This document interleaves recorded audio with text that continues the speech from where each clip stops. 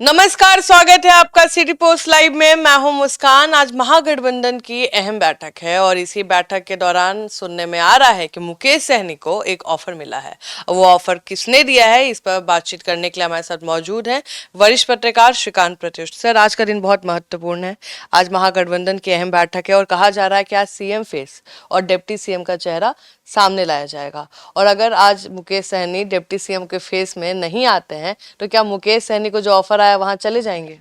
देखिए, आज महागठबंधन की बहुत महत्वपूर्ण बैठक है। तेजस्वी यादव के सरकारी आवास पर बैठक 1 बजे से शुरू हुई है और इस बैठक में ये फैसला होना है, मतलब सहमति बननी है तेजस्वी यादव के नाम पर, मुख्यमंत्री वही होंगे।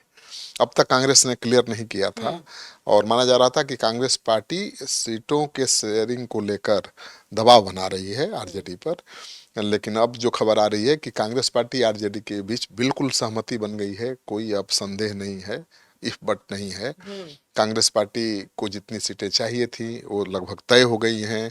अब बहुत जल्द अगस्त के पहले सप्ताह में अनाउंस भी हो जाएगा सीटों की संख्या, सीटों का नाम।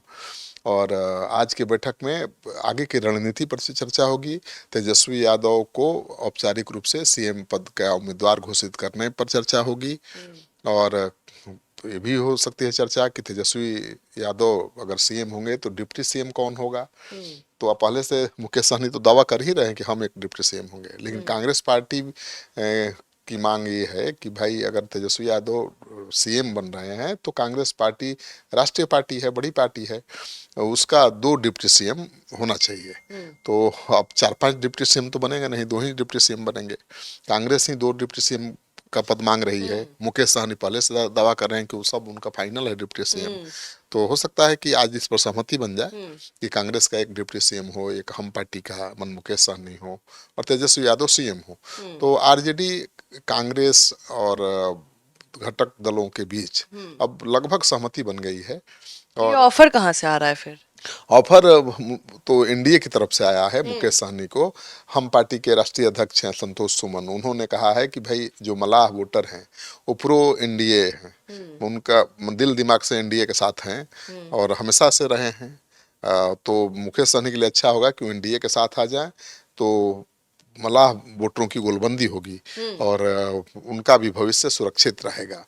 तो इस तरह के ऑफर तो मुकेश सहनी को बीजेपी की तरफ से भी मिलते रहे हैं और उनके रिश्ते भी बहुत अच्छे हैं, ऐसा नहीं है। एनडीए की तारीफ भी करते हैं कि बहुत नेता हैं जो मेरे अभी भी करीबी हैं। अब एनडीए से ही उन्होंने शुरुआत की थी। एक जमाना था जब वो अमित शाह के हेलीकॉप्टर में घूमते थे और उसी समय सन ऑफ मलाह के नाम से मशहूर भी हुए।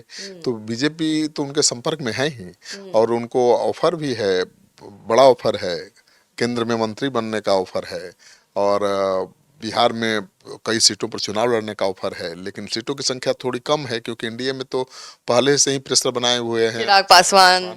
चिराग पासवान अगर 20 सीट पर मान जाते हैं तब तो मुकेश सहनी एनडीए के साथ नजर आएंगे।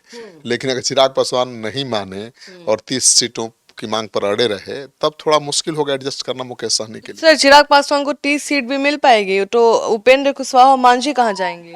नहीं, 30 सीट मिल 30 तो थोड़ा मुश्किल है, लेकिन 25 से 30-28 सीटें मिल सकती हैं।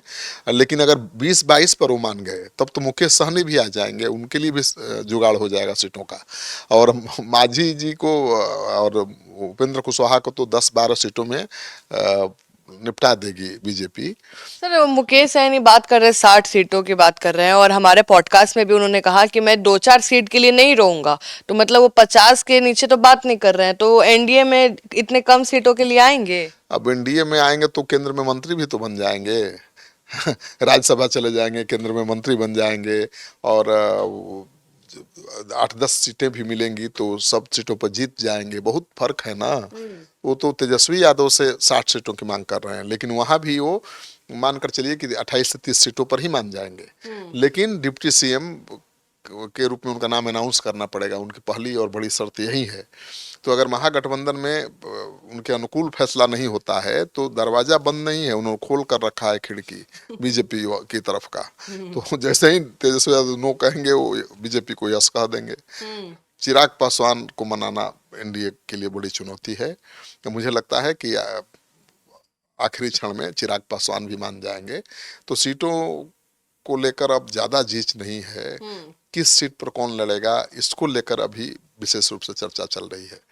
जिस पार्टी का पहलवान जिस सीट पर मजबूत होगा वो सीट उसी पार्टी को मिलेगा। तेजस्वी यादव और महागठबंधन के तमाम नेता इसी रणनीति पर काम कर रहे हैं और राजेश राम कृष्णा अलावारू के संबंध अब बहुत अच्छे हो गए हैं तेजस्वी यादव के साथ। भले आपको दिखाई नहीं देते हैं, वो मीटिंग करते मिलते जुलते, लेकिन झूम पर लगातार उनकी मीटिंग हो रही है, बात हो रही है और उम्मीदवार झूम पर ही तय हो रहे हैं, सीट झूम पर ही तय हो रही है। मीडिया के सामने तो पूरा कड़क दिख रहे हैं लोग। हाँ, लेकिन वो बातचीत चल रही है, झूम पर मीटिंग हो रही है, झूम मीटिंग में ही सब कुछ तय हो गया है और आज औपचारिक एक बैठक है दिखाने के लिए। इस बैठक के बाद कोई बड़ा ऐलान भी हो सकता है कि तेजस्वी यादव ही हमारे सीएम चेहरा होंगे, मुकेश सहनी डिप्टी सीएम के उम्मीदवार होंगे, कांग्रेस पार्टी से राजेश राम होंगे, कुछ भी अनाउंस हो सकता है। कांग्रेस से अगर कोई डिप्टी सीएम बना तो राजेश राम तो पहले नंबर पर रहेंगे, ये तय है। और मुकेश सहनी की पार्टी को मिला तो मुकेश सहनी ही होंगे।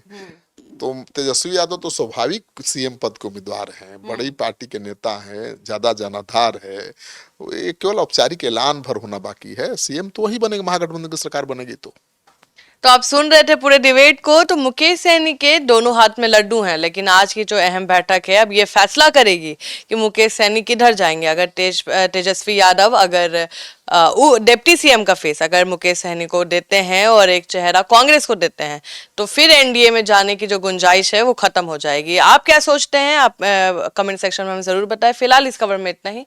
आगे की खबरों के लिए बने रहे हमारे साथ। धन्यवाद।